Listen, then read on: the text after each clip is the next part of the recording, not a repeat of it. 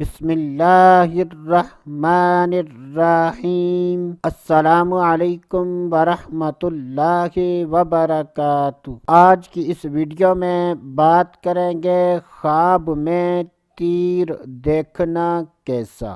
جب بھی خوابوں کی تعبیر بیان کی جائے اور اس میں مرد و عورت میں سے کسی کا ذکر نہ ہو تو اس سے مراد مرد و عورت دونوں ہیں۔ حضرت سیدنا دانیال علیہ السلام نے ارشاد فرمایا کہ اگر کوئی خواب میں تیر دیکھے تو یہ اس بات کی دلیل ہے کہ خواب دیکھنے والا اچھے اخلاق کا مالک ہوگا اور خواب دیکھنے والے سے لوگوں کو خیر پہنچے گی۔ بعض اہل تعبیر نے ارشاد فرمایا کہ اگر کوئی خواب میں تیر دیکھے تو یہ اس بات کی دلیل ہے کہ خواب دیکھنے والا لوگوں کی غیب سے مدد کرے گا۔ اللہ عز و جل سے دعا ہے کہ اللہ عز و جل ہمیں اچھے